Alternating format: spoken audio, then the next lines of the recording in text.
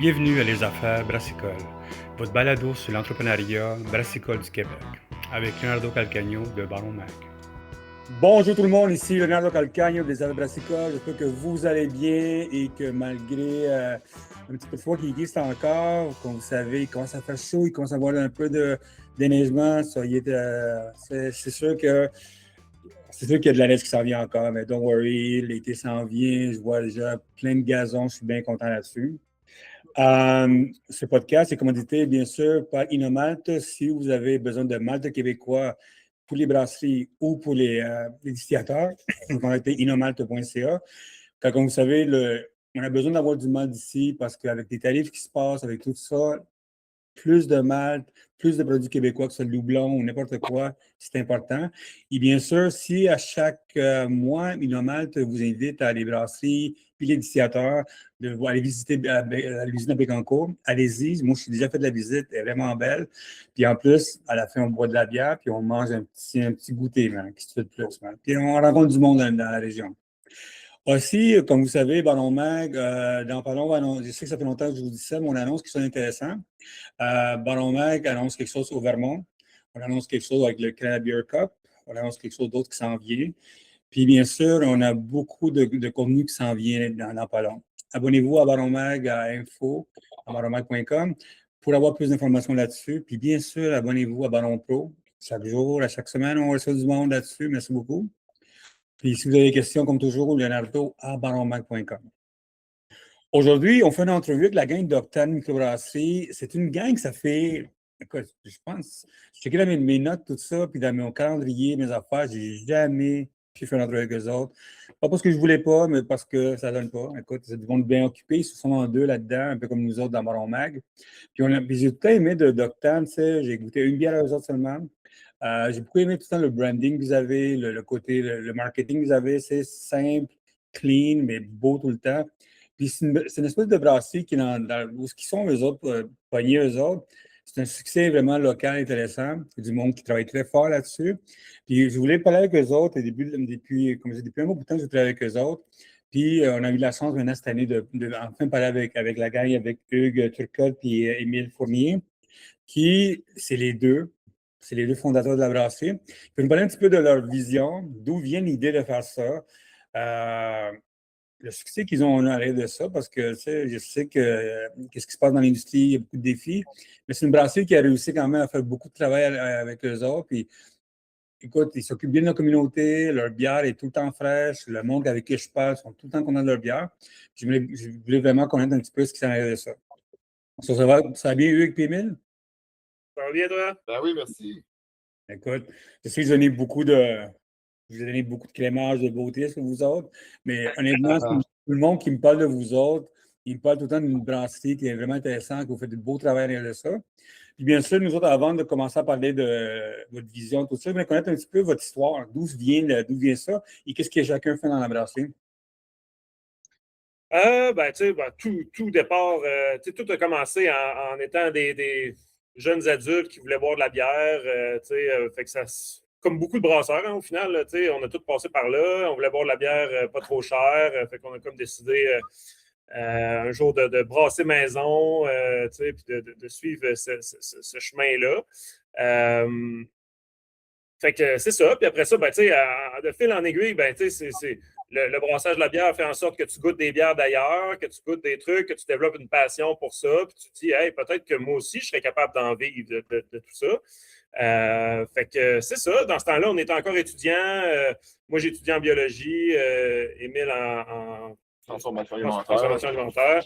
Fait que c'est ça, tranquillement, pas vite. Ben, comme on était des amis avant, ben, on s'est dit, hey, ça pourrait peut-être être le fun de partir quelque chose ensemble. Puis voilà, c'est comme ça qu'on a décidé de partir ça. Puis maintenant, 8 ans plus tard, puis on est bien content de pouvoir en vivre.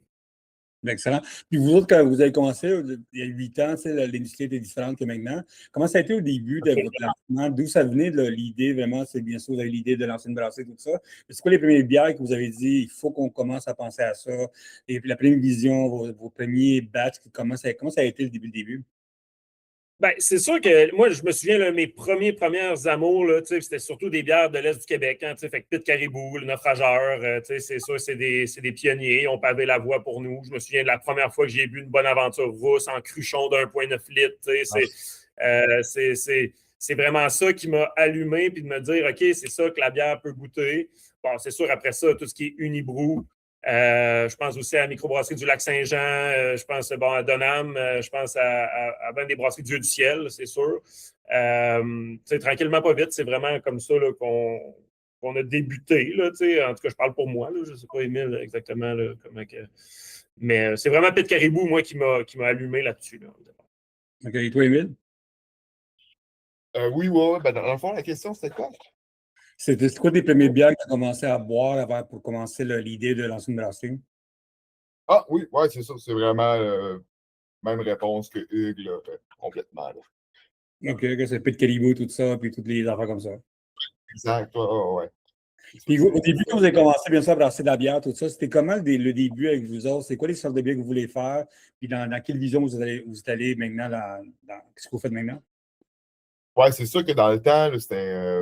Nous autres, on pensait avoir 5 bières régulières puis toujours faire ces bières-là. Tu sais, c'était pas un marché de nouveauté quand on a 8 ans. On voulait se concentrer sur 5 produits forts. Puis c'est vraiment pas ce qui est à mode aujourd'hui. C'est comme une blanche belge, tu avais un porteur, un bitter anglais, tu avais une IPA américaine, mais tu sais, pas très fruitée, pas très tropicale, puis claire. Puis une blonde, là, on disait notre bière d'hypothèque, là, parce qu'on pensait que c'était la bière qui allait plus sortir, là, la blonde. Fait que c'est ça, on s'était lancé sur ces 5-là. Puis on était en bouteille, bien sûr, pour commencer. Ben ouais. Puis, on était une petite équipe, on avait un employé, puis petite embouteilleuse, là, manuelle, 4 têtes. Fait que c'était vraiment pénible et long. Les embouteillages, là, on pouvait passer 2 à 3 jours par semaine juste à embouteiller, là, à faire rien d'autre. Ben, c'est ça, on a commencé avec 5 gammes, mais ça n'a pas été long là, que justement, là, on a vu que la mode, la nouveauté, puis des New England IPA explosait. Donc, on s'est comme lancé là-dedans aussi, puis on est resté accroché à ça. C'est ça qu'on sort plus beaucoup de nouveautés. Là. On s'est rendu compte que nous autres, notre clientèle, elle aime avoir ces bières régulières qui reviennent, puis tu sais, qui sont sûrs qu'ils vont goûter la même chose, puis c'est ça, qui va être dans leur palette. Là.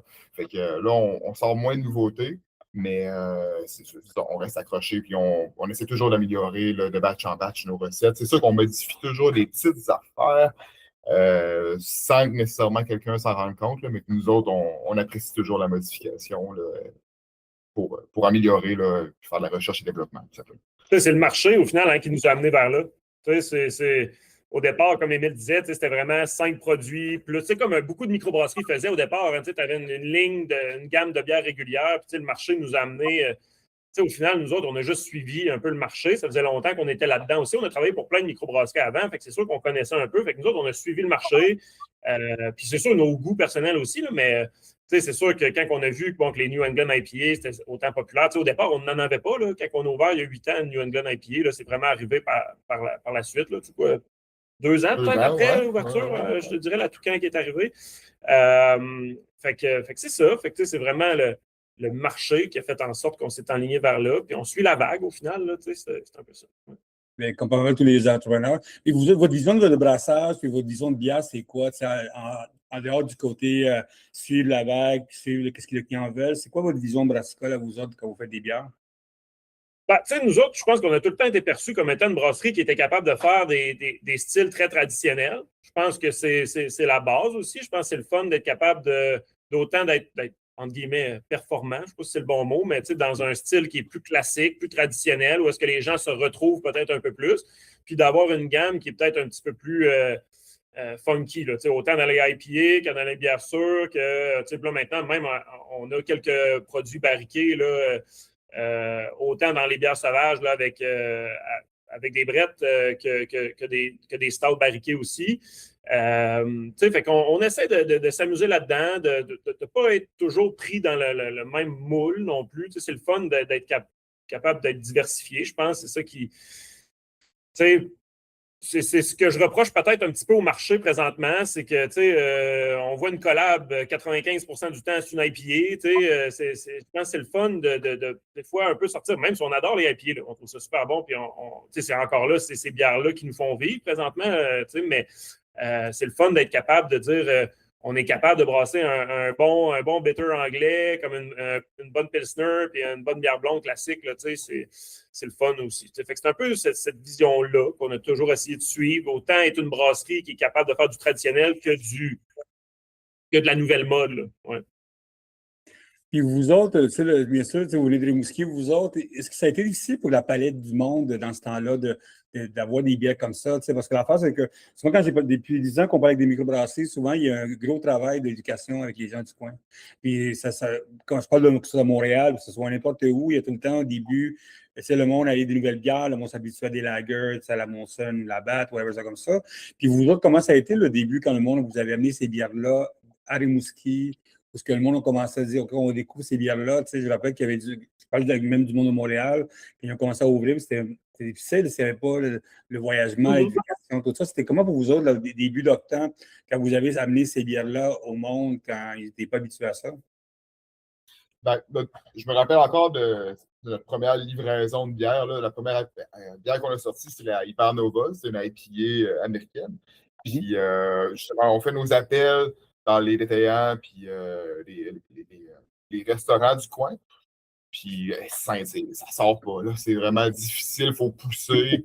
Donc, là, on est là, OK, on fait notre première tournée de livraison parce que c'est nous autres qui on fait la livraison locale, nous deux.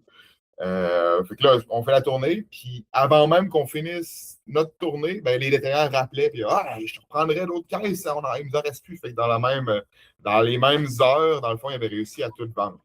Mais quand même, c'est un marché en croissance à Rimouski là, depuis 8 ans. C'est sûr qu'on va chercher tout le temps de la nouvelle clientèle. Ça, ça a longtemps été là, les beer geeks là, qui achetaient plus nos produits. Là, maintenant, on s'en va plus, on est de plus en plus connus. C'est quand même plus long qu'on l'aurait cru se faire connaître à Rimouski. On parle encore à des gens qui ne nous connaissent pas là, quand on fait des événements. C'est sûr qu'il reste encore du travail de marketing à faire. Mais quand même, les Rimouskois se sont vraiment bien appropriés nos bières. Je ne sais pas si c'est à cause de nos étiquettes qui étaient funky. Les gens osaient prendre le risque de le lâcher sur tablette puis l'adopter quand même assez rapidement. Là. Il y a vraiment des gros fans de chaque, surtout mettons, la Toucan, la Géocoucou, Kiwi. Il y a vraiment des gros fans de ces bières-là. Là, puis on ne pourrait pas les enlever. Là, c'est sûr qu'on a bien du monde qui savait c'est vrai. Là. Ce qu'on doit dire aussi, c'est que pour les gens qui ne nous connaissent pas à 100%, on n'a pas de pub, hein, nous. Fait que c'était ça qui était peut-être un peu difficile de se faire connaître au départ. On envoyait de la bière que personne n'avait déjà goûté dans un bar, en canette ou en bouteille là, dans le temps. Fait que là, c'était comme achète mon produit, mais tu ne l'as jamais goûté, tu ne sais pas trop, tu vas-tu être déçu, tu vas-tu être content. Fait que c'est sûr que ça a été un travail qui a été un peu long. Je me souviens aussi qu'il y a eu de l'éducation à faire. Là, même on faisait un événement qui n'était pas nécessairement focus sur la bière. Là. On était invité pour une place. Là, on était, mettons, la seule bière offerte. Ben là, il y a des messieurs qui venaient, puis là, ils étaient là, de la bière de microbrasserie, j'aime pas ça, moi. Fait que c'est sûr qu'il y a eu de l'éducation à faire, mais on a été chanceux quand même. Là, dans l'Est du Québec, avec Pit Caribou, Naufrageur et compagnie, là, c'est sûr qu'ils ont pavé la voie un peu. Fait qu'il y avait déjà un certain travail qui avait été fait en amont. Là, fait que ça, c'est... Puis votre job quotidiennement, bien sûr, c'est continuer à faire l'éducation au monde, qu'ils comprennent ce que vous faites, bien sûr. Absolument. C'est clair. Nous autres, mais genre, c'est quelque chose, comme l'éducation, là, je pense que c'est quelque chose que je parlais un peu plus souvent. Quand on a ouvert il y a 8 ans, il me semble que c'était quelque chose qu'il fallait pousser un peu plus, essayer d'éduquer un peu les gens, dire goûtez-y, essayez-la, vous allez voir, vous allez apprécier ça. Puis, au départ, quand on a ouvert, là, il y a 8 ans, on n'était pas à la salle de spectacle, la grande salle de spectacle ici à Rimouski. Là, puis là, maintenant, on a l'exclusivité, là, je pense. C'est presque l'exclusivité là-bas. Fait que tu vois que le changement de consommation des gens, les gens sont plus ouverts, puis les gens ont appris à connaître ça, puis dire, hey, même si c'est de la microbrasserie, ils sont capables de faire une bonne petite bière blonde de soif qui est facile d'approche puis accessible. Là, Il y a 8 ans, c'est sûr que comme nous on a commencé à la couverture de la microbrasserie, le monde, il y avait beaucoup déjà, puis le monde ne connaissait pas vraiment ça. Je pense qu'en 10 ans, ça a changé beaucoup. On voit beaucoup de monde, comme tu dis, qui sont il y a moins peur de boire de la bière comme ça. Vous autres, bien sûr, depuis 8 ans que vous faites de la microbrasserie, qu'est-ce qui a changé dans votre vision comme entrepreneur de ce que vous avez lancé au début, à part des bières différemment? Qu'est-ce que vous avez vu dans l'industrie changer, vous autres? Ben, c'est sûr que la distribution, c'est fou. Là, la distribution, ça a changé énormément. C'est sûr que la pandémie, c'est venu fausser beaucoup, beaucoup de choses, mais je me souviens quand on a commencé, puis ça, c'est sûrement une question aussi de densité de microbrasserie sur le territoire québécois. Là, il y en avait moins, fait qu'on était capable de distribuer plus facilement à l'extérieur. La pandémie est venue changer bien des choses, autant en volume, parce que le monde était chez eux à boire, mais aussi beaucoup, beaucoup de nouvelles microbrasseries qui ont ouvert un peu partout au Québec. Fait que c'est sûr que ça a changé beaucoup. Fait que nous autres, c'est vraiment... on s'est assis là, à un certain moment donné pour se dire hey, la distribution, c'est marginal, c'est pas ça qui nous fait vivre. On va continuer de satisfaire ces clients-là qui en veulent à l'extérieur, mais on ne poussera plus nécessairement là-dessus à 100%. Puis là, on s'est assis et on a fait un plus gros travail là, de contacter les entreprises locales, les restaurants, les bars, les salles de spectacle, toutes ces places-là, puis rentrer de la bière en fût, rentrer des back-bars, on rentrait des back-bars de ligne dans certains restos, puis ça a vraiment marché pour nous autres. Là, maintenant, on est à la salle de spectacle des Jardins TELUS maintenant. Puis un petit peu partout, en fait, notre but, c'est d'être le plus disponible possible ici à Rimouski, parce que c'est vraiment ici qu'on vit. Fait que... C'est comme on est juste deux, on n'a pas assez de temps pour faire la tournée du Québec. Exact. Puis rencontrer nos clients. Ça, c'est notre grosse lacune, on est vraiment au courant. Fait que c'est ça, on s'est dit, crime, on est déjà fort à Rimouski, on va concentrer nos efforts ici. Comme on fait la livraison, on rencontre déjà tous les acteurs puis nos clients dans le secteur. Donc, crime, on va continuer de pousser là-dessus parce que c'est ça qu'on a le temps de faire, c'est ça qu'on est capable de faire. Puis, ça fonctionne. Là, on en vit bien à Rimouski. Puis, si jamais un moment donné, le marché de la distribution débloque, ben là, on va... on est disponible, on a le volume. Mais là, c'est ça, c'est rendu qu'il faut... Il y a tellement des parts de marché, pas des parts de marché, mais des marges qui ont été ramassées par les distributeurs, les représentants. L'essence qui explose encore aujourd'hui. Fait que c'est rendu que c'est beaucoup plus d'efforts qu'avant, envoyés vers l'ouest là, ou n'importe où au Québec. Parce que dans le temps, j'envoyais un email à tous nos clients de l'extérieur, puis c'était fou, là. Ah ouais, ça avait 30, 40, ouais, 50 emails. Ça prenait une heure, puis tout était vendu, tout ce qu'on avait dans l'entrepôt, là. Là, ça peut prendre 3 à 4 mois vendre un brassin, là. Fait que ça dépend de la bière, là, mais... C'est sûr qu'il y a des produits qui sortent mieux que d'autres. C'est vraiment pas...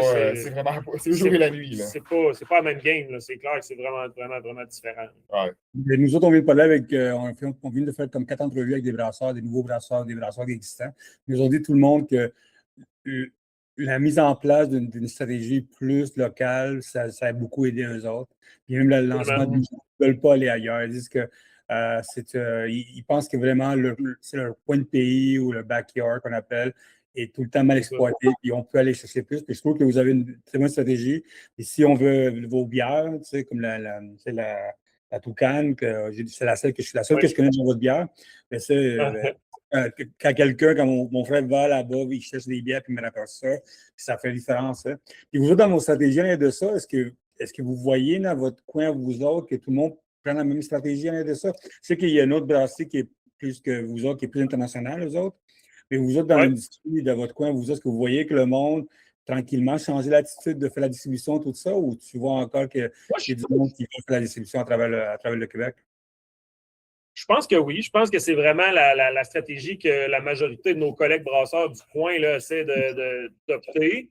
Essayer d'être le plus présent et le plus représenté possible dans sa région, dans son coin. Je pense que c'est ça qui est le plus important. Puis je pense que c'est comme ça qu'on le voit un peu. C'est sûr que ce pas des choses que j'ai parlé à 100% de vive voix, là, mais juste à voir aller la majorité de nos collègues brasseurs, me semble on voit moins de distribution extérieure. Ils essaient de rester plus dans le coin. Puis ça, c'est juste en me basant sur ce que je vois sur les réseaux sociaux, puis sur la distribution, puis ce qu'on voit ici, puis toutes ces choses-là. Mais je pense que c'est ça. Je pense que c'est vraiment une stratégie qui est répandue. Puis je pense, moi, personnellement, je pense que c'est vraiment l'avenir de la microbrasserie, surtout si on reste avec plus que 300 microbrasseries au Québec.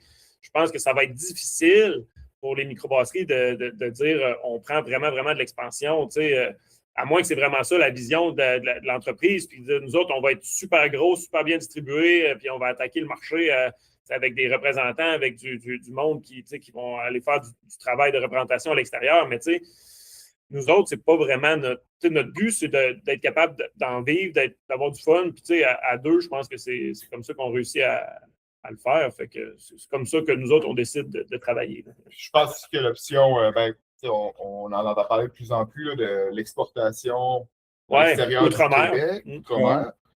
Nous autres, on n'est vraiment pas au courant vraiment de cette stratégie-là. Là. Je sais que c'est plus en plus populaire. Puis ça aussi, les parts de marché commencent à être dures de façon compétitive. Là. Je pense que quand ça a commencé, c'était plus facile, mais là, il y a de plus en plus de monde qui utilise ça parce que justement, la distribution, c'est difficile au Québec. Je ne sais pas comment si c'est une stratégie bonne à long terme, là, mais je pense qu'il faut que tu aies un tap de fou aussi, il faut que tu travailles ton pas mal. Exact. Ce que nous, on n'est pas très assidus là-dessus. Là. On doit checker ça 2-3 fois. On ne regarde vraiment pas une tap tant que ça. Là. Nous autres, on fait nos affaires. Si on est satisfait du produit qu'on sort, je pense que la majorité des gens vont l'être aussi. On ne travaille pas nécessairement avec OnTap pour essayer de satisfaire la clientèle OnTap. C'est sûr que c'est le fun. C'est le fun d'avoir une tape dans le dos puis d'aller voir là, les commentaires puis que généralement, c'est tout le temps positif. Là, mais c'est pas ça qui drive notre brasserie. Là. Ouais. Écoute, honnêtement, même, moi, je ne regarde jamais OnTap. Honnêtement, jamais. Je pense que les seules fois que je regarde OnTap, c'est parce que il y a quelque chose qui arrive de business, mais honnêtement, moi, OnTap, je trouve ça encore, c'est bon pour la vente, je suis content pour le monde qui l'utilise, mais tu sais, est-ce que les chiffres sont vrais, est-ce que le monde sont... Moi, j'ai beaucoup de doutes encore dans l'analyse, l'algorithme de ça, j'ai beaucoup de doutes à cause de plein d'affaires. Non, mais c'est bien ça. Non, je trouve que c'est intéressant. C'est pour ça que je le parle avec vous autres, parce que vous avez la stratégie de local que j'essaie de pousser au monde, c'est que revenir à la base de la microbrasserie, c'est vraiment brasser pour son coin, découvrir ça. Puis des fois, peut-être faire des 2-3 tournées dans l'année à travers le Québec, connaître vos bières, tout ça. Il y a un côté la force touristique, la force économique de votre coin est intéressante. Absolument. Puis, on est chanceux aussi d'être à Rimouski. Hein? Rimouski, c'est la plus grosse ville de l'Est du Québec. Fait que c'est sûr qu'on en profite. Puis, on en profite. Je pense que si le produit n'avait pas été bon, je ne pense pas que Rimouski nous aurait aidés. Au final, je pense que c'est un amalgame de tout ça. Je pense que les gens apprécient le produit, mais aussi, on est chanceux d'être dans une ville qui a une certaine densité de population aussi. Là, Puis l'industrie de Rimouski, dans la microbrasserie, puis le côté business pour les entrepreneurs, est comment? Est-ce que c'est une vivante? Je sais que vous faites il y a quelques événements en été quand même intéressants que j'ai vus. Il y a comment la population là-bas, puis comment le monde dans la business en soi? Bien, c'est sûr, tu sais, moi, j'ai toujours dit, tu sais, Rimouski, c'est un petit peu tranquille, tu sais, ça peut être un petit peu tranquille, mais on essaie, tu sais, il y a quand même de l'événementiel qui se passe. C'est toujours des choses qui sont peut-être un petit peu plus low profile, puis qui n'atteignent pas des milliers de personnes. Mais nous, on se dit, il faut être là quand même. Fait que c'est sûr que si les gens nous approchent, ils ont besoin d'avoir des produits, ça ne veut pas nécessairement dire que nous, moi et Émile, vu qu'on est juste deux, on va être là physiquement, mais on va faire notre gros possible pour être capable de leur fournir de la bière, on va faire des commandites, on va faire plein de trucs du genre pour être au moins présents et représentés. Fait que souvent, ces organismes-là ou ces organisations-là vont avoir des bénévoles, vont avoir des trucs du genre. Après ça, c'est sûr qu'on essaie là, d'être un peu dynamique là, aussi. Là, justement, je t'en parlais là, au téléphone cette semaine.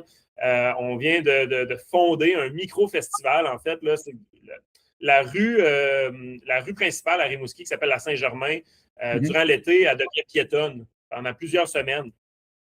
Puis nous, dans le fond, là, depuis l'année passée, là, on a fait un petit micro-festival qui s'appelle Houblon sur rue, avec le Bien le Malte, qui est l'autre petite microbrasserie de Rimouski, pour essayer d'être présent durant cet événement-là, qui est un gros événement touristique où beaucoup de touristes passent.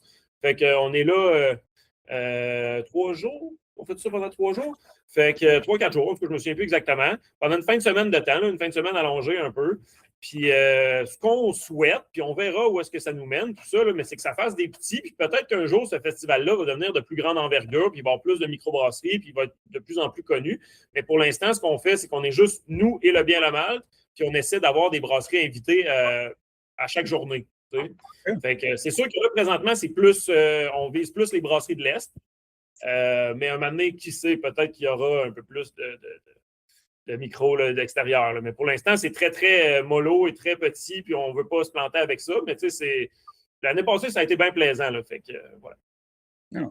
Puis côté détaillant, c'est comment les détaillants là-bas, côté les détaillants brassicoles, les détaillants spécialisés, tout ça, comment ça va là-bas? Parce que tu sais, comme tu sais, si vous lisez Baron Mer, on annonce beaucoup de fermetures, les changements avec le Maxi, tout ça, c'est là où le monde va magasiner. Comment ça a changé depuis 8 ans, les ventes dans les petits, les gros, les moyens? Ben, ça a changé quand même pas mal, en fait. Moi, je me souviens, puis le Jessup reste encore, puis c'est pour ça que je les nomme, parce que ça reste un bon détaillant pour nous, puis c'est un DBSQ, puis mais avant, il y avait un service conseil qui était peut-être un petit peu plus présent, peut-être que c'était le marché aussi qui était peut-être plus vers là, des gens qui souhaitaient peut-être avoir un peu plus de recommandations, ces choses-là. Est-ce que les gens maintenant sont un petit peu plus conscients de ce qu'ils boivent, de ce qu'ils achètent, peut-être aussi? Fait que c'est sûr que ça a changé. C'est sûr que le développement aussi des supermarchés, comme tu dis, là, Super C, Maxi, les IGA qui ont des gammes maintenant tellement larges que c'est sûr que ça change aussi, ça déplace un peu la clientèle.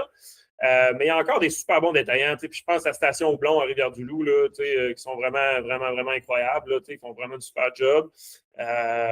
Mais c'est ça. C'est sûr que c'est différent. C'est clairement différent de quand on a ouvert. Là, mais ça reste quand même tous des bons détaillants. On est bien chanceux de pouvoir les avoir. Là. Puis, il y a une affaire qu'il faut qu'on parle, bien sûr, c'est votre lancement chez Costco. Costco à Rimouski, Oui. vous avez votre caisse de 12. Je vous dis, beaucoup de monde jaloux, hein, je vous dis tout de suite. Il y a beaucoup de monde qui a parlé de ça. Quand mes lecteurs, quand ils savaient qu'on allait faire une entrevue avec vous autres, ils me disaient Léo, il faut que tu en parles de ça, la caisse de Costco. Ah ouais. C'est quoi ça? Écoute, quand j'étais à Rimouski, quand mon frère allait à Rimouski, je lui ai amené une caisse. Mais dis-moi, comment ça a été, ce projet-là? Puis c'est quoi la stratégie de ça, puis la mise en place de tout ça?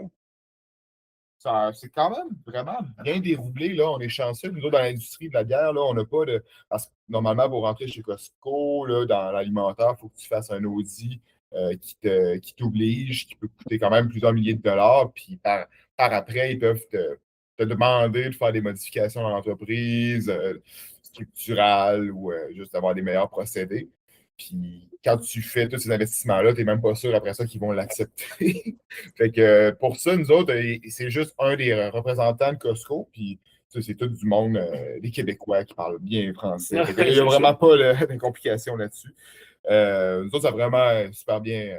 Ça a été là, sur des roulettes. Là, il est venu nous voir ici, puis il est rentré dans la microbrasserie. Il dit Moi, je voulais juste m'assurer, les gars, que vous ne faisiez pas ça dans un garage, dans des cubes en plastique. Fait que, il a dit Faites-moi un offre là, d'une boîte là, avec. Au début, c'était 16, je pense qu'il voulait. 16 canettes. On a fait 12 parce que pour essayer d'avoir un plus grand volume d'unités. Là, parce que nous autres, on s'imaginait le prix d'une boîte de 16. C'est sûr, ça ne sortira pas. Parce que on faisait nos calculs, mettons, s'ils se prenaient 25 30 un peu moins parce que ne prennent pas autant de marge. Mais on ne savait pas à ce moment-là quelle marge allait prendre. C'est ça. Fait que là, on s'est dit on va faire un petit package de 12. Eux, ils veulent vraiment un packaging qui est unique à leur détail, à Costco. Fait que c'est ça, on s'est fait un paquet de 12. Il a fallu, c'est sûr que investir dans justement la boîte, là, ça, il fallait en commander beaucoup pour commencer, pour ne pas avoir à la payer trop cher. Il y a eu un frais de plaque, frais de graphisme, c'est sûr, tout ça. Mais sinon, là, dans l'implantation, ça n'a pas été très un gros risque à prendre. Là, ensuite, c'est ça, ça a ouvert en août. On avait un contrat pour X caisses. Si Costco ne réussissait pas à passer ça, ils pouvaient vendre les caisses dans d'autres Costco, parce que là, on est juste exclusif Costco Rimouski. Puis finalement, ça n'a pas pris un mois, puis le contrat était tout fini. Fait qu'ils ont comme renouvelé l'entente, puis ad vitam aeternam là, pour je pense qu'il aimerait ça nous avoir vraiment tout le temps. On est vraiment heureux de cette collaboration-là. Puis le prix, c'est ça, ils ne se prennent aucune cote. Là, ils vendent. C'est pour ça qu'on est capable d'avoir un prix si compétitif. Ouais. C'est vraiment grâce à eux. Leur but, c'est vraiment d'attirer les clients, de vendre des cartes clients, un peu comme ils font avec le gaz, j'ai l'impression. Là. Ils ne se prennent aucune marge sur les. C'est un produit d'attrait. C'est ça, ouais. Fait que ça permet vraiment d'avoir. C'est le fun pour les Rimouskois puis les gens de l'entour. Mais moi, je trouve intéressant cette idée d'avoir une bière locale dans un Rimouski local. C'est comme un Rimouski, un produit local, comme tu dis, un produit d'attrait local. C'est intéressant. J'avais déjà entendu parler des Costco aux États-Unis qui faisaient ça. Et au Québec, je pense que c'est un des rares que j'ai vu ça. Puis c'est intéressant de voir ça. Puis vous autres, comment ça a affecté vos ventes à vous autres à l'extérieur de ça? Et la caisse de 12, qu'est-ce qu'il y a dans la caisse de 12? C'est nos trois produits, nos trois plus gros produits. C'est 3 IPA, fait que c'est Toucan, Kiwi, Géo Coucou. Fait que c'est sûr que ça a été une vision de production un petit peu différente pour nous, parce que c'est des bières qu'on ne doit plus manquer maintenant. Même si on en manquait rarement, là, c'est sûr qu'il ne faut plus en manquer, là, parce que quand Costco commande, ils veulent ça assez rapidement. Fait que c'est sûr que c'est une vision un peu différente de la production, mais au final, c'est une bonne chose parce que c'est nos produits, nos meilleurs vendeurs. Fait que c'est quand même une bonne chose de toujours les avoir en stock. C'est sûr que ça a pu créer, là, au début, ça n'a pas été long, là, ça. Là, c'était vraiment juste un sentiment sûrement d'incompréhension avec certains détaillants, dire est-ce que vraiment ils vont-tu nous délaisser? C'était un petit peu ça. Costco, ils savaient que ça allait être une grosse machine, qu'il allait demander beaucoup. Est-ce que, mais nous autres, c'était important pour nous de rassurer nos détaillants et de dire ça ne change absolument rien de la relation qu'on a avec vous si on est chez Costco. Ça reste dans la ligne directrice que nous, ce qu'on veut, c'est à Rimouski, c'est d'être partout. Que ce soit chez Costco ou IGA ou Jessup ou peu importe, on voulait être partout. Fait que c'est ça. Fait que puis on a rassuré les gens, ces clients-là qui avaient des interrogations en leur disant on est capable de prendre le volume de Costco. C'est pas un volume qu'on prend ailleurs pour le mettre chez Costco, c'est qu'on est capable de le prendre. On avait encore cette latitude-là dans la production. C'est bon, ça, mais en plus, c'est ça, le monde, on n'avait pas de cannibaliser les ventes, tout ça, en arrière de ça, mais honnêtement, Costco et les marchés détaillants spécialisés, c'est deux marchés bien différents. J'ai déjà parlé avec vous. Ouais, c'est ça. On regarde autour, là, c'est sûr que c'est d'année en année, les années sont tellement pas pareilles en termes de chiffre d'affaires. Là, il n'y a rien qui se suit vraiment. Mais en tout cas, en comparant à l'année passée, les ventes locales, ils ont l'air d'avoir augmenté. Nous autres, notre hypothèse, c'est que ça attire des gens qui vont essayer nos produits. Puis s'ils les aiment, ben, ils vont vouloir essayer d'autres produits de l'Octane. Donc, ces produits-là, ils ne peuvent pas les trouver au Costco. Fait qu'ils vont aller dans les détaillants locaux à Rimouski. Fait que, au final, c'est comme si le Costco avait augmenté nos ventes, même dans les autres détaillants. Fait que c'est vraiment. En tout cas, c'est ce que ça a de l'air cette année. Ça va être comme ça l'année prochaine. Dans les restaurants aussi. Ça attire tellement de monde, Costco, qu'il y a les gens, ils viennent au Costco, puis après ça, ils disent je vais aller manger à tel endroit dans un restaurant local. Fait que je pense que ça. Nous autres, on est pas dans la majorité des restaurants, mais on est dans une bonne proportion des restaurants à Rimouski. Fait que c'est sûr que ça a un impact pour ça. Fait que moi, je pense que c'est juste positif, l'arrivée de Costco à Rimouski. Là. En tout cas, pour nous, pour l'Octane, c'est positif. Là. C'est une question niaiseuse. D'où vient le nom Octane? C'est la question que je voulais poser. Ça, c'est une longue histoire. Dans le fond, c'est sûr que trouver un nom, c'est toujours un peu difficile. On a fait beaucoup de brainstorm, toutes ces choses-là. Au départ, le monde connaisse plus le sextant, qui est un outil maritime, un outil d'orientation, en fait, là, qui est plus ou moins utilisé aujourd'hui, mais qui peut être encore d'actualité, là, mais c'est assez rare. Mais au départ, il était supposé d'avoir un pub dans ce projet-là. Il y a 8 ans, il était supposé d'avoir un pub. Puis là, on était là, sextant. C'est peut-être facile de faire des jokes un petit peu sexuels avec tout ça. Fait que là, on était là. Mais à la base, ça, le sextant, c'était pour justement, on aimait le looking. Ouais, puis justement, c'était pour côté maritime. On ne voulait pas trop utiliser côté maritime parce qu'il était quand même assez largement utilisé dans l'Est. Mais un peu plus scientifique, aller à la découverte aussi. Les astres, qu'on a besoin de regarder les astres puis l'horizon pour être capable de se repérer. Fait que ça représentait bien Rimouski, qu'on voit bien l'horizon. L'horizon, Puis exactement. justement, le côté aventurier de tout ça. Fait que c'était pour ça le sextant. C'est ça. Fait que là, bon, sextant, sextoy, sextape, c'était facile de faire des jeux de mots. Fait que là, on a fait, c'est peut-être pas, mais le branding était quasiment tout fait. Notre graphiste, qui est le même graphiste depuis 8 ans, là, en fait, là, c'est lui qui a fait le branding et les étiquettes. Là, en fait, c'est toujours la même personne. Fait que là, on lui a dit, regarde, puis en fait, c'est la blonde à Émile. Parce qu'on n'était plus sûr. Puis elle a dit, ben, vous connaissez peut-être l'octant, connaissez-vous l'octant? On était là, non, c'est quoi? Ben, au final, c'est le prédécesseur du sextant. T'sais. Fait que là, on a fait, on garde exactement la même vision, la même idée, mais avec un nom qui n'a pas de connotation, là, qui n'a pas de. Fait que c'est un peu ça. Puis, comme Émile disait, ben, c'est un outil qu'on doit utiliser un astre. C'est comme une genre de triangulation, là, ce que j'en comprends, là, mais. Fait que c'est pour ça que la majorité de nos premiers produits, puis même encore aujourd'hui, là, on utilise encore un peu là, des noms, oui, beaucoup de noms d'oiseaux, mais aussi de noms des astres. T'sais, fait que, mettons, la Galilée, la nébuleuse, l'étoile noire, la géante rouge. Puis là, maintenant, on a une série planètes aussi, là, avec les planètes du système solaire, roquettes, noyaux solaires, des trucs du genre. Fait que c'est ça, parce qu'on ne voulait pas trop, comme Émile disait, là, exploiter le milieu maritime, parce que le milieu maritime dans l'Est du Québec est tellement exploité qu'on va tourner en rond. Là, fait que, voilà. C'est bon. Écoute, moi, je suis fan fini de tout ce qui est maritime. Ça. Vous pouvez jouer avec ça. Vous voulez, moi, je suis fan fini de Jules Verne même, depuis longtemps. La question aussi, côté marketing, design, tout ça, il y a quelque chose que j'ai beaucoup aimé. Tu sais, la première fois que j'ai vu le toucan, votre NEPA, tu sais, j'ai beaucoup aimé le branding que vous aviez, tu sais, l'idée derrière de ça, les couleurs, tout ça. Vous étiez un des rares au début, je me rappelle, il y a 8 ans de ça, d'avoir des belles couleurs qui sortaient des différents de Librassi, puis je trouvais ça intéressant. D'où est venue l'idée de mettre en place des belles couleurs de ça, que vous aviez vos étiquettes, tout ça?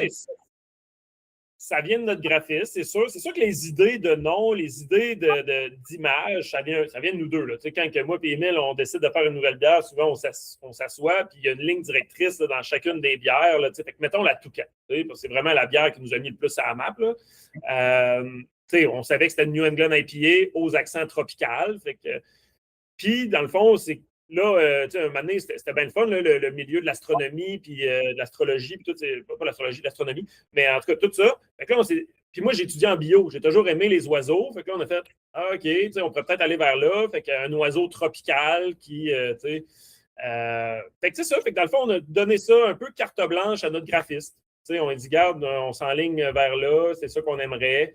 Puis après ça, ben lui, il est super bon. Puis il s'appelle Vincent Urtubise, Vince Urtu sur les réseaux sociaux, si ça vous tente d'aller voir ce qu'il fait. Là, il est vraiment, vraiment super bon. Fait que c'est ça, fait qu'il fait tout le temps un super travail pour nous autres. Puis je pense que ça nous a énormément aidé là, dans le start-up, la brasserie, là, d'avoir des étiquettes qui étaient flashy puis qui étaient différentes un peu des autres. Là, surtout en étant une brasserie qui n'avait pas de pub. Fait que ça nous permettait là, directement sur tablette de se faire remarquer puis d'être accrocheur. Ouais, parce que ça, nos 5 premières étiquettes, ils n'étaient pas très flashy. C'était très pareil. C'était tout le même bonhomme avec. On avait un petit budget de départ, on a dit à notre graphiste, justement, fais-nous 5 étiquettes, mais je fais juste changer la couleur pour le style de bière. Là. Ça fait quand même style de l'époque. Là. Mais après ça, on s'est dit qu'on va regarder dans ton catalogue de qu'est-ce que tu fais sur Internet. On va choisir les étiquettes, puis si tu veux les remoduler un peu. La première, c'est la casse-tête, là, je ne sais pas si tu te rappelles. Oui, casse-tête. Si tu veux les remoduler un petit peu, puis faire une étiquette de bière pour nous, ça va être assez coloré, ça va être cool. Il y avait un style assez cartoonier. Oui, c'est ça. Ouais. Puis après ça, justement, son catalogue, il n'y avait comme pas assez de produits. Pourrais-tu nous en créer pour nous? Donc, oui. C'est sûr que ça coûte un petit peu plus cher que la moyenne, j'ai l'impression, nos étiquettes. Mais c'est pour le mieux, là, parce qu'on n'a pas le choix, justement, pour se faire connaître, de se démarquer un peu sur tablette. Mais j'ai beaucoup la Toucan, parce que l'idée, c'est comme tout le temps, c'était 3 secondes pour aller chercher une bière. Je trouvais dans cette époque-là, comme vous avez sorti cette bière-là, dans 3 secondes, tu allais voir, comme tu disais, toutes les bières sont pareilles, mais celle-là, elle sortait. Ça. Moi, je me rappelle, dans le temps, on avait nos bureaux dans Milex, on allait souvent sur la bière Peluso. Puis on avait vu cette bière-là, on avait acheté des bières pour en parler dans notre podcast. Puis ça, c'était la bière qu'on avait vue. J'ai beaucoup aimé le look de ça. Puis après ça, on a vu tranquillement, c'est bien sûr d'autres brasseries qui sont arrivées, qui font plus c'est des affaires plus avec des jus, tout ça, qu'on fait beaucoup de changements différents. Je me rappelle au début, c'était ça l'affaire. Vous autres, c'est quoi la grosseur de votre brasserie? Ça? Ben, tu sais, on est capable, en pleine pandémie, là, on le roulait à pleine capacité, là, fait qu'on avait brassé autour de 115 000 litres, 115 000 litres environ, à 2 gars, là, tu sais, c'est ce qu'on est capable de faire, là. Je dirais présentement, on est entre 70 et 80 000 litres environ, là, annuellement. Mais ouais, c'est ça. Fait que présentement, là, tu sais, sur le plancher, on a 4 fermenteurs de 2000 litres, un fermenteur de 1000 et 2 cuves de garde de 2000. Fait que, Puis on brasse du 1000 ouais, litres. on fait des brassins de 1000 litres. Donc, pour remplir un fermenteur de 2000, on brasse 2 jours là, consécutifs. Puis, est-ce On qu'ils doit étaient avoir automatisés ou semi-automatisés, vos affaires? C'est pas très automatisé. Là. C'est un kit DME. On est à vapeur, par exemple. C'est un kit vapeur, 1000 litres. Ben, on est tout en hardline quand même. On a un beau petit kit. Là, pour vrai, c'est bien le fun. Puis, durant la pandémie, on a réussi à s'acheter une canneuse, là, une 3 têtes là, chez Twin Monkeys. Là, fait que, on est bien équipés. On n'est pas à plaindre, là, vraiment pas. Là. Bien, excellent. La question que je vais vous poser aussi, c'est comme. Il y a beaucoup de monde qui m'ont demandé ça. Vous êtes dans le 473, vous autres, est-ce qu'il y a une tentation de l'autre 55 avec la nouvelle mode de plus en plus là-dessus? Ou pour l'instant, vous, dans votre branding à vous autres et votre vision à vous autres, on est collègues dans le 473? Pour l'instant, pas vraiment. C'est pas vraiment quelque chose qu'on a parlé. On verra avec les années si on voit que c'est vraiment quelque chose là, qui est de plus en plus en demande, mais c'est pas vraiment une demande qu'on a particulière de nos clients. C'est pas comme du monde qui s'en va en bateau, qui vit ici sur une 355, qui sont bien contents avec la 473. Oui, en tout cas, pour l'instant, nous autres, ça fonctionne bien comme ça. Ouais. Ouais. C'est sûr qu'on a réduit les. Avant, c'était juste la 24 exclusivement. Mais là, maintenant, là, on permet aux clients là, d'acheter en caisse de 12. Ça, c'est sûr. Ben, c'est ça, tu sais. Vous autres, ça, la fois que je me demandais question, vous autres, c'est avec la balance, on parlait au début des pétroles, la montée, bien sûr le carton, les cannes, tout le monde. Okay? Comment vous faites, vous autres, pour garder la balance du prix, tu sais? Parce que, tu sais, le côté élastique du portefeuille du monde est difficile, c'est aussi. Vous avez quand même, c'est bon, le deal que vous avez avec la gamme de Rimouski à Costco. Mais vous autres, comment vous faites pour garder vos prix assez bas pour que le monde puisse quand même consommer? Puis vous savez qu'il y a une grosse attaque dans les prix de ça. Comment on fait pour garder les prix comme ça? C'est sûr que si on regarde notre catalogue d'achat de v'là 8 ans, puis d'aujourd'hui, on a vraiment changé les fournisseurs souvent pour essayer justement d'aller chercher lui qui était le plus compétitif.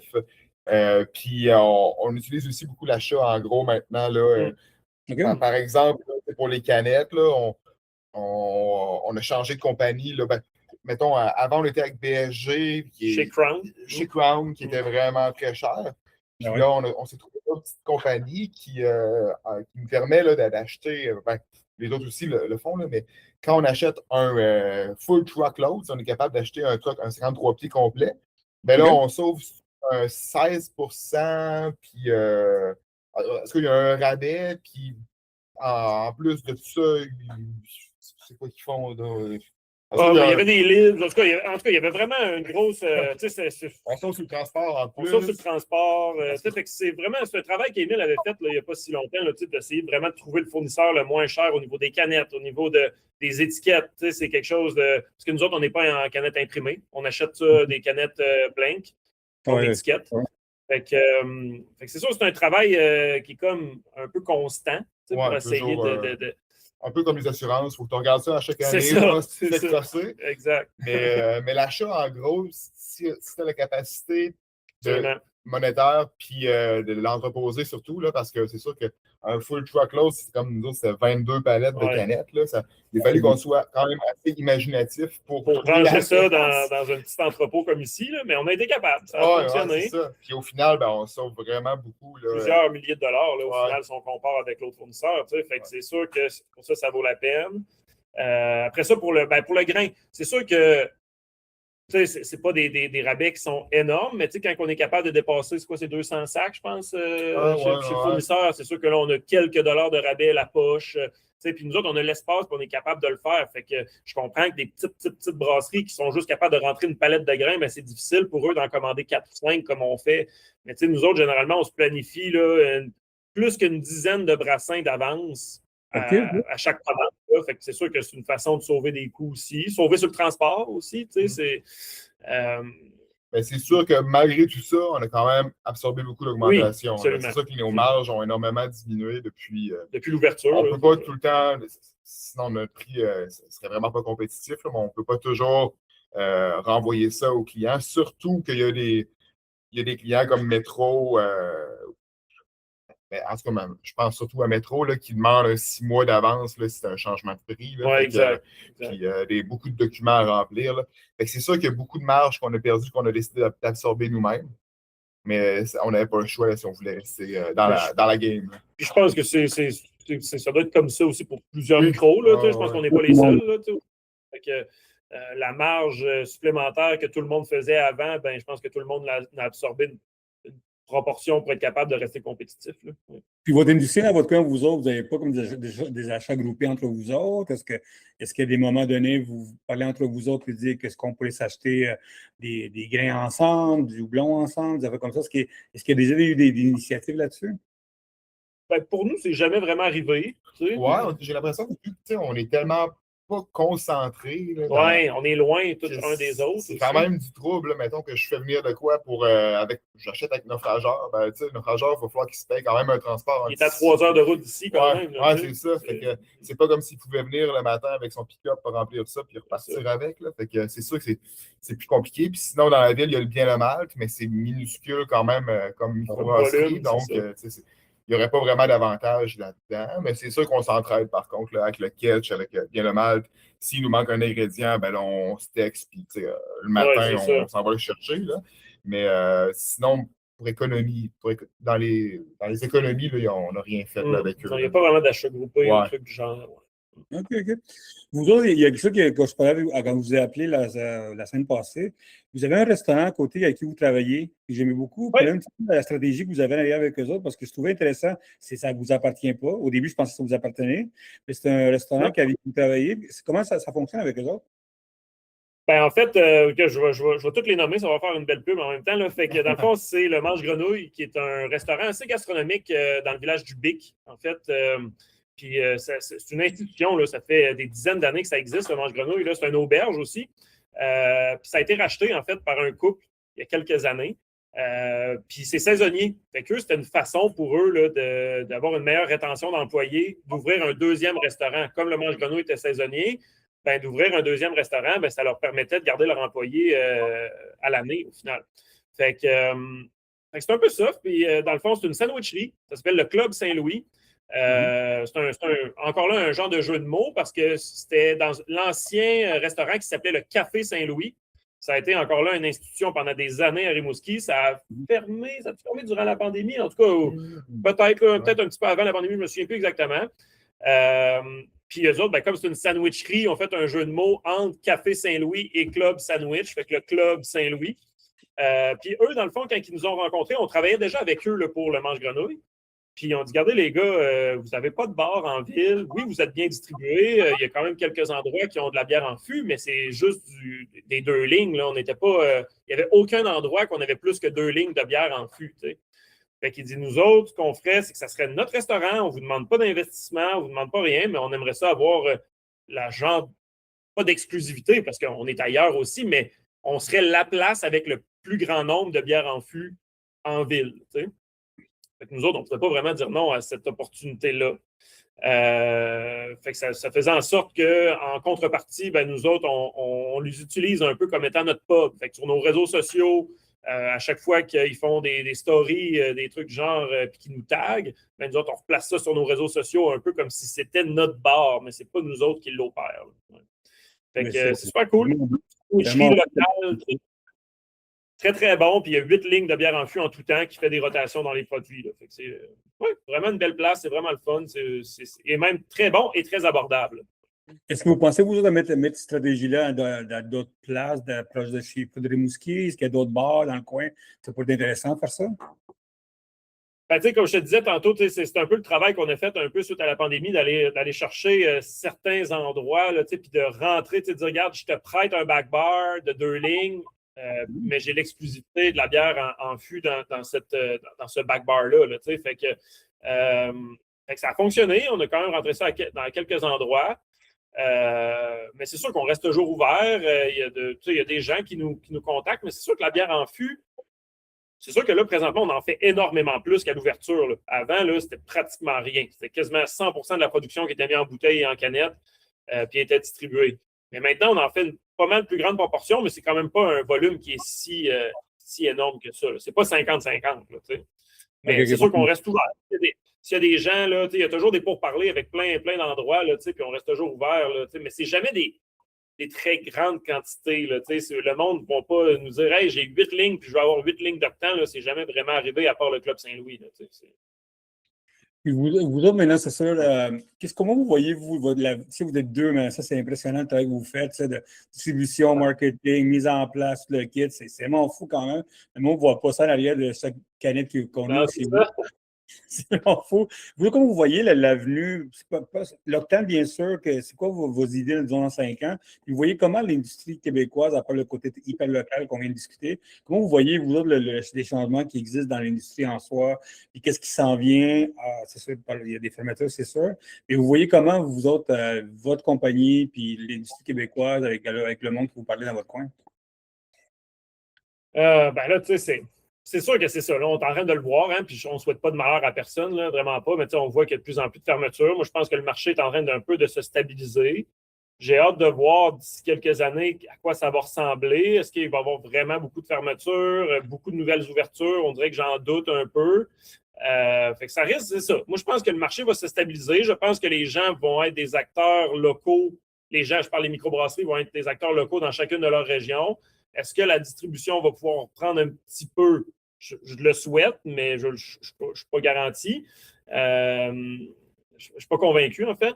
Mais c'est ça. Puis après ça, pour l'octane, ben, nous autres, on a du fun. Là, fait que nous autres, on roule ça à deux. Je ne veux pas dire que ce n'est pas stressant. Là, c'est sûr qu'il y a toujours du travail à faire, mais on est pas mal sur un cruise control. Là, c'est ça qui est agréable, c'est d'être capable de continuer à faire ce qu'on fait. C'est ça. Même pendant la pandémie, on s'est souvent fait demander allez-vous agrandir? Oui.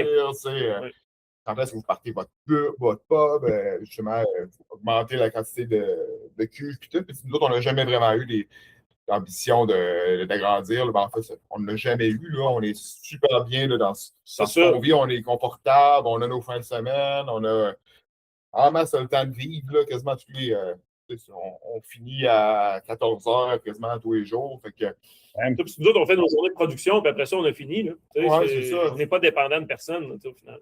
C'est sûr qu'il y a tout le temps des journées qu'on en fait plus, mais c'est ça. Fait que, on est confortable là-dedans, puis on n'est peut-être pas un entrepreneur type qui veut tout le temps accroître sa production, puis je sais pas, si pour augmenter la valeur de son entreprise ou peu importe la raison. Tu sais aussi, juste sur une petite parenthèse là-dessus, c'est qu'on a parlé à plusieurs microbrasseries aussi qui avaient beaucoup plus de volume que nous, puis qui nous disaient, les gars, si vous doublez votre production, vous allez avoir besoin de staff, vous allez avoir besoin de personnes pour vous aider, puis au final, la rentabilité n'est pas nécessairement meilleure.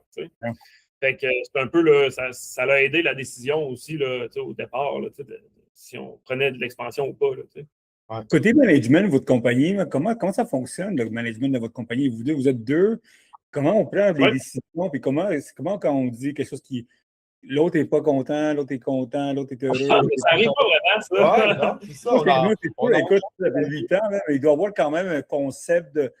On lance quelque chose de. On lance des affaires comme un dance, un duo, tout à coup, on commence à jouer là-dedans, puis tout à coup, il doit y avoir des moments de plus. Des fiers. Je pense que quand ça fait du sens. C'est sûr qu'on n'est peut-être pas tout le temps d'accord tout le temps, là, mais je pense que quand ça fait du sens, même si tu es plus ou moins d'accord, puis que tu te dis, OK, regarde, on va faire tel test sur telle bière, on va faire telle autre affaire, on va prendre telle décision, tel truc. Mais c'est jamais vraiment arrivé là, que c'était complètement aberrant ce que l'autre disait, puis on n'était vraiment, vraiment pas d'accord. Fait que c'est sûr qu'il y a des compromis aussi, là, mais en général, ça va bien. Là, puis l'entreprise va bien. C'est sûr que ça serait sûrement une autre histoire si l'entreprise n'allait pas bien. Mais là, ça va bien. Fait que quand je dis qu'on est un peu sur le cruise control, ben, c'est un peu ça. C'est de continuer de faire ce qu'on fait bien, puis ce qui fait en sorte que l'entreprise fonctionne. Fait que je pense que c'est un peu ça. Puis après ça, ben, tranquillement, pas vite, ben, on rajoute certaines petites choses, des petites nouveautés par-ci, par-là. Puis tout. Mais comme Émile disait tantôt, notre marché est vraiment un marché plus de de produits connus. T'sais, nous autres, la Toucan, on ne peut pas vraiment en manquer. Fait que, parce que nos détaillants en ville, mettons les salles de spectacle puis les bars, ben, ils ont tout de la Toucan sur leur menu. Fait que, oui, on s'amuse, on fait certaines nouveautés, mais l'essentiel de notre job, c'est de produire des produits qui sont plus connus, puis d'être. C'est ça, petit train va loin, là, c'est un peu ça. Côté produit, est-ce que je sais que vous faites tout le temps la même chose, pas mal, mais est-ce qu'on pense à un anneau bière dans pas long, avec le marché qui s'en vient? Oui, ben oui. Ben là, c'est drôle, on vient de faire quand même une grosse commande, là, puis là, il y a quand même plusieurs nouveautés, là, puis des retours aussi de certaines bières que ça faisait longtemps qu'on n'avait pas produites, voire des années. Mais oui, on fait nous autres, dans le fond, là, des releases de 10 bières pour notre anniversaire, ça arrivera sûrement jamais, tu comprends? Mais on essaie toujours, une fois par année, de faire une bière anniversaire, puis on essaie de faire une collab avec une brasserie qu'on aime bien. Fait que là, on a une super belle collab qui va sortir, qui n'est pas faite encore, mais avec La Fosse à Donnacona. On les aime bien gros, c'est des bons chums. Ils ont toujours pensé à nous, là, autant dans Secousse, quand ils faisaient Secousse, là, leur festival, faire des collabs avec eux. Là, on en a fait quelques fois. Fait que, oui, quelques nouveautés, quelques trucs du genre. Des collabs aussi un petit peu local aussi avec des acteurs locaux. Ça nous arrive assez souvent. C'est des bières, c'est sûr, qui vont peut-être moins à l'extérieur. Mais c'est ça, c'est sûr que c'est plus des gens qui sont connus. Là, je pense qu'on est en train de travailler sur une bière que je ne sais pas quand est-ce qu'elle va sortir. Là, c'est même pas planifié encore, là, mais avec Adriane Pastor. En fait, il avait fait Les Chefs il y a quelques années, l'émission Les Chefs à Radio-Canada. Puis il est super bien établi ici. C'est un ancien chef à Colombe-Saint-Pierre, sous-chef, je ne sais pas trop exactement c'est quoi son poste. Puis maintenant, là, il y a vraiment son projet à lui. Fait que, on a des collabs plus régionales aussi, plus locales aussi. Là, OK. Mais c'est cool. Ça vous avez... OK, c'est vraiment notre conversation sur le côté hyper local. C'est vraiment fort. Vous avez votre oui, absolument. Je ne sais pas c'est quoi la proportion. Là, peut-être qu'Emile va l'avoir en tête, là, mais c'est. Facile 80. Oui, la majorité de nos ventes, ça passe ici. Là. C'est vraiment Rimouski et Est du Québec. Là. Mais Montréal, c'est marginal là, ce qu'on envoie là-bas. Là. Quand même. Écoute, Hugues et Emile, merci beaucoup pour votre temps. Écoute, il faut probablement que je fasse mon tour là-bas. Je dis à tout le temps, tout le monde, que je vais essayer là-bas. Écoute, félicitations pour les 8 ans. Félicitations pour votre stratégie de mise en place locale, vos produits locaux, vos bières locaux. Puis, je pense que c'est une bonne idée que le monde comprenne que vraiment prendre soin de son terrain, c'est vraiment important. Puis je pense qu'à 8 ans, vous avez mis ça en place. Puis félicitations. Merci à toi, c'est vraiment apprécié. Ouais. Bien, écoute, merci beaucoup à Hugues et Emile pour leur temps d'avoir discuté avec Ballon Mag. Et bien sûr, si vous avez des questions avec Hugues et puis Emile, on va mettre l'information là-dessus sur notre site. Bien sûr, ce podcast est commandité par Inomad. Si vous voulez du malt québécois au Québec, que ce soit pour les brasseries ou pour les distilleries, contactez inomad.ca. Puis également, si vous êtes un brasseur ou un distillateur, à chaque mois, Inomad invite les membres de la communauté brassicole et distillateurs à visiter leur usine à Bécancour. On met tout le temps nos liens sur Baron Mag, vous pouvez les visiter là-bas. Puis bien sûr, si vous avez des questions pour moi, Baron Mag, Leonardo à baronmag.com. Puis bien sûr, on mettra l'information de l'Octane. On va essayer de les visiter. Je sais tout le temps, je connais tout le temps, chaque année que je visite les brasseries, je fais mon possible en aide de ça. Puis bien sûr, comme je dis, abonnez-vous à Baron Pro. C'est ce qui nous aide à chaque année de continuer notre série. Merci beaucoup et à la prochaine.